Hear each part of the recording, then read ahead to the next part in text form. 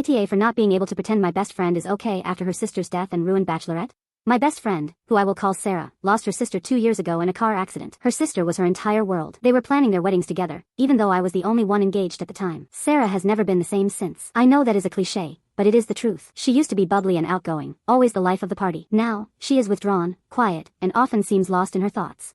I tried to be supportive of Sarah in any way I could. I invited her to all my wedding-related appointments. Dress shopping, cake tasting, venue visits. I wanted her there for all of it. I thought it would help her feel included and maybe give her something positive to focus on. Sometimes she seemed to enjoy it, but other times I could see the sadness in her eyes. It was a constant reminder of what she had lost and what she would never have. I felt guilty for being happy when she was still grieving, but I also knew that she wanted me to move forward with my life.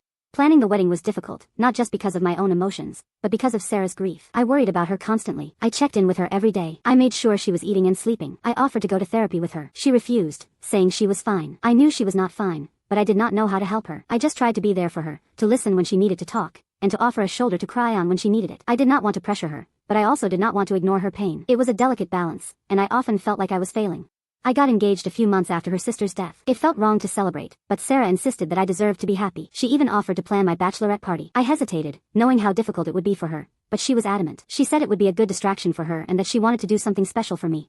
The bachelorette party was a disaster. We went to a resort town known for its nightlife. I wanted something low-key, but Sarah insisted on going all out, just like her sister would have wanted. She booked a huge suite, planned elaborate activities, and invited way too many people, some of whom I barely knew.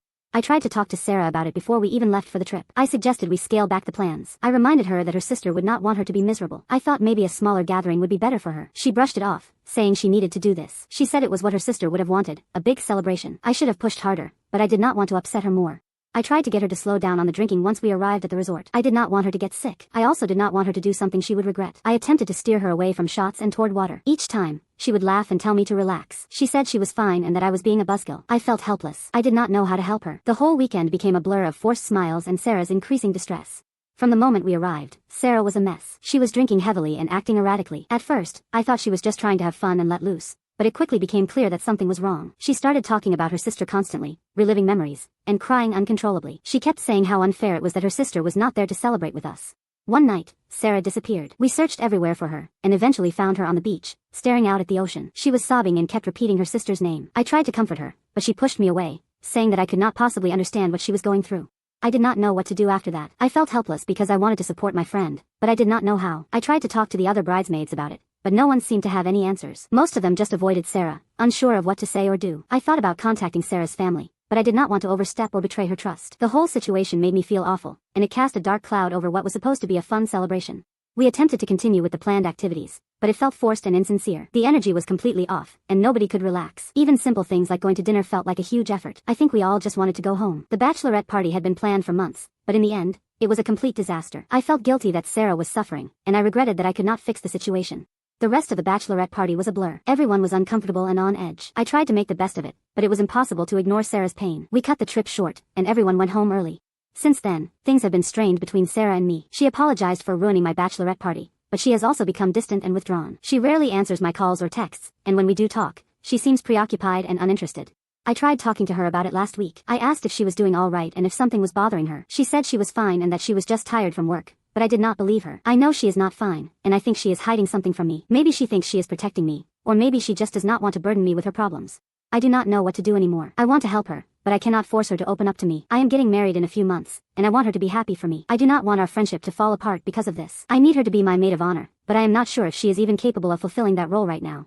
I understand that she is still grieving, and I want to be there for her, but I am also hurt and frustrated. I feel like she is pushing me away and that she is not making any effort to heal or move on. I have tried to be patient and understanding, but it is getting harder and harder. Recently, I was talking to another friend about the situation. She suggested that I need to be more direct with Sarah and tell her how I am feeling. She said that I cannot keep pretending that everything is okay when it is not. She suggested I tell Sarah that her grief is impacting our friendship and that she needs to seek professional help. My friend made some valid points. I have been avoiding the issue, hoping it would resolve itself. I thought Sarah would eventually start to heal and return to her old self. It has been over a year, and there has been little to no change. I realize that I am not a therapist and I am not equipped to handle her grief. I am her friend, and I want to support her, but I also need to protect my own well-being. Continuing to enable her behavior is not helping either of us. I have considered how to approach the conversation with Sarah. I have thought about writing a letter, but I think it would be better to talk to her in person. I want to be gentle and compassionate, but also firm. I need to express that I care about her and that I am concerned about her. I need to explain that her grief is affecting me and our friendship. I also need to suggest that she seek professional help. I will need to set boundaries. I am hesitant to do this because I do not want to hurt Sarah or make her feel like I am abandoning her. However, I also know that I cannot continue like this. I am tired of walking on eggshells around her and feeling like I am responsible for her happiness. I miss the friend she used to be, and I do not know how to get her back. I spoke with Sarah. I told her that I loved her and that I understood that she was still grieving, but that her grief was impacting our friendship. I said I felt like she had been pushing me away and that I missed her. I suggested that she consider seeking professional help to process her grief and learn coping mechanisms. I was nervous to have the conversation. I rehearsed what I wanted to say multiple times. I knew there was a chance it would not go well. I tried to be gentle but direct. I wanted to be honest about how I felt without minimizing her feelings. I emphasized that I was concerned for her well-being, not just my own. I hoped she would hear that. I thought if I was calm and reasonable, she would be receptive. I explained that it was difficult for me to see her in so much pain. I told her I wanted our friendship to return to how it was before.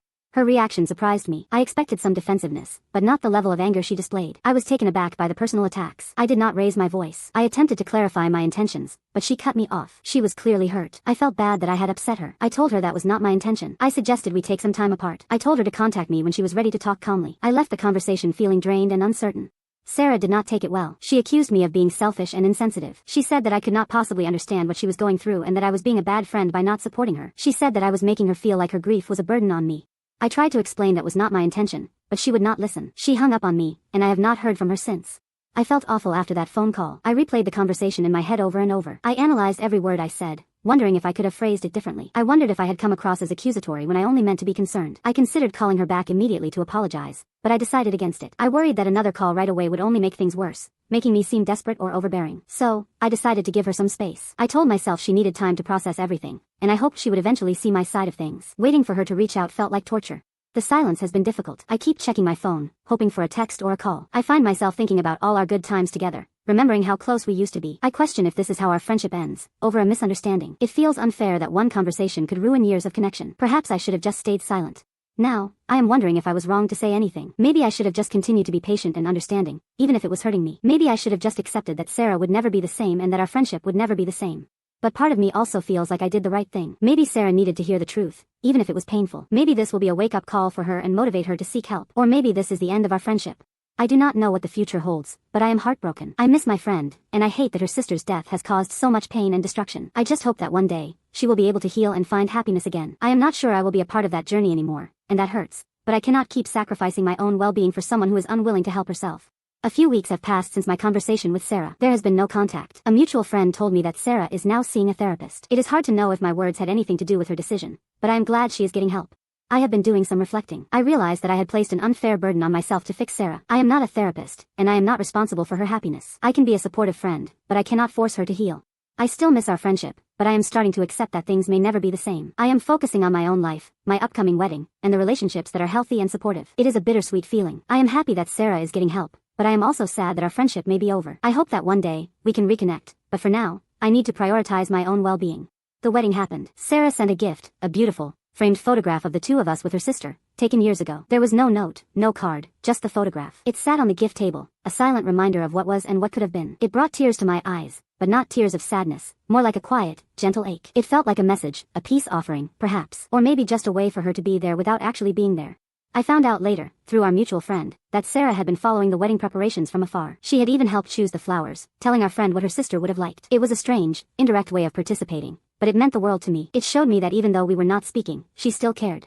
During the reception, I found myself looking at the empty seat that would have been hers. I imagined her laughing, dancing, and celebrating with us. It was a bittersweet moment, filled with both joy and sorrow. I raised my glass in a silent toast to her, hoping that she could feel the love and happiness that surrounded us.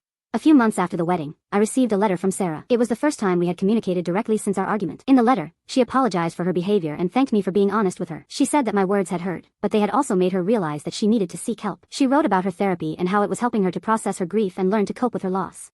She also wrote about her sister, sharing memories and stories that I had never heard before. It was a beautiful and heartbreaking tribute. She ended the letter by saying that she hoped one day we could rebuild our friendship, but that she understood if I was not ready. I wrote back to Sarah, telling her that I forgave her and that I was proud of her for seeking help. I said that I missed her too and that I was open to rebuilding our friendship, but that it would take time and effort from both of us. We started slowly, with occasional texts and phone calls. It was awkward at first, but we gradually began to reconnect. We talked about everything and nothing, catching up on each other's lives and sharing our hopes and dreams. It is not the same as it was before, and I do not know if it ever will be, but it is something, and it is enough. We are both different people now, shaped by loss and grief, but we are also still friends, and that is something to be grateful for. The journey is far from over, but we are walking it together, one step at a time. It is a bittersweet journey, but it is ours.